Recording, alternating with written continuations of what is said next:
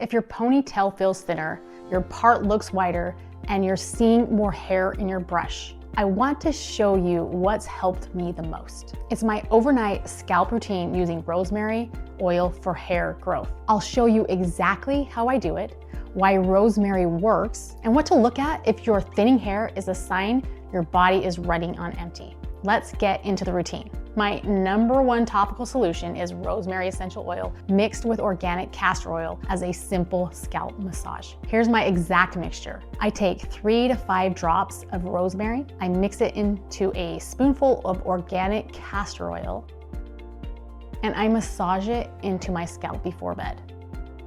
Then I sleep with it overnight. And I wash it out in the morning. Quick no mess tip, because I know what you're thinking. I keep this mostly on the scalp. Then I do a loose braid and I wrap my hair with an old t-shirt. If you're extra worried about bedding, just throw a dark towel over your pillow. If you want to see my exact no mess setup, comment pillow and I will show you exactly how I do it. I do this 2 to 3 times a week, not every night. Consistency matters more than intensity. And I want you to hear this part. Hair growth works on a slow timeline, so don't judge this after 3 days. If you want a real test, give it 8 to 12 weeks. Now let me show you how to apply it. Part your hair in a few sections. Dot the oil blend along the scalp, then massage for 2 to 3 minutes.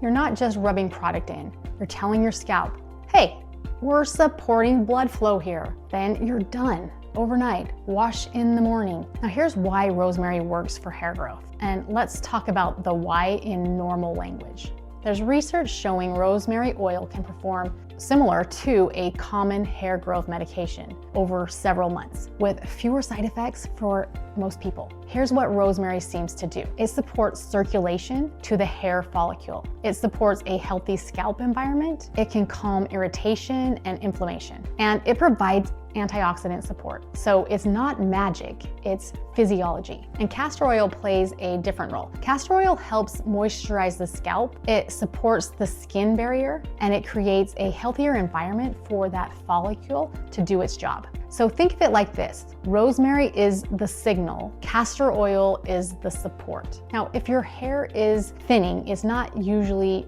random. Now let's zoom out, because thinning hair is almost never just a hair problem. Hair is one of the first visible signs that something is happening inside of your body at a cellular level. And that's actually good news, because it means that you can do something about it. For most women I work with, thinning hair falls into 3 categories. One is hormonal shifts like postpartum, perimenopause, thyroid changes. Number 2 is the nutritional gaps: low iron, low vitamin D, low B vitamins, not enough protein, or just overall depletion. And number 3 is chronic stress. High cortisol affects hair follicles.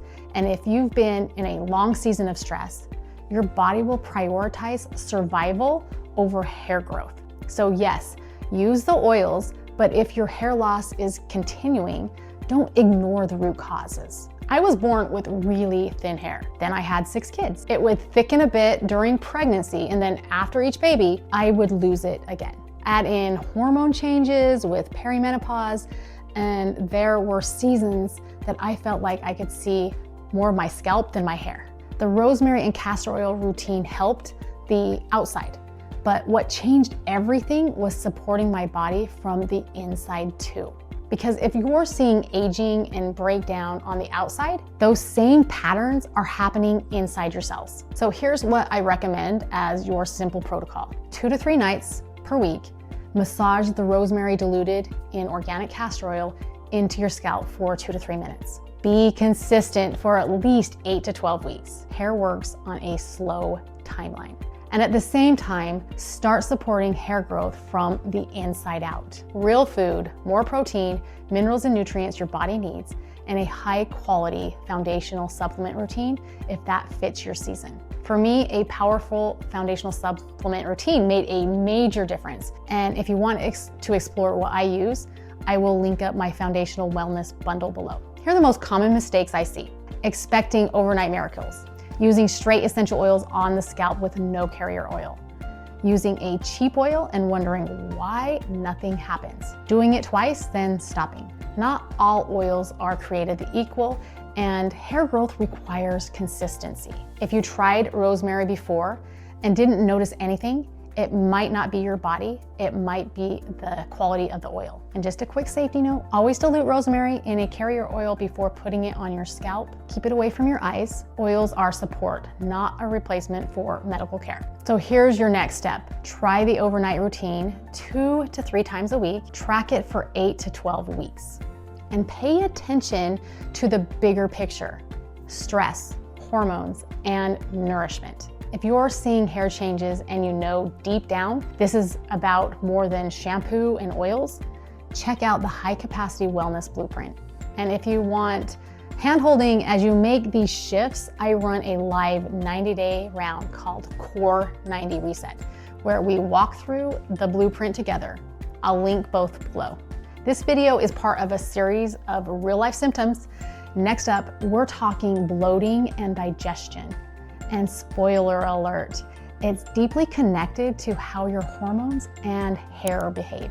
So make sure you're subscribed, and I will see you in the next one.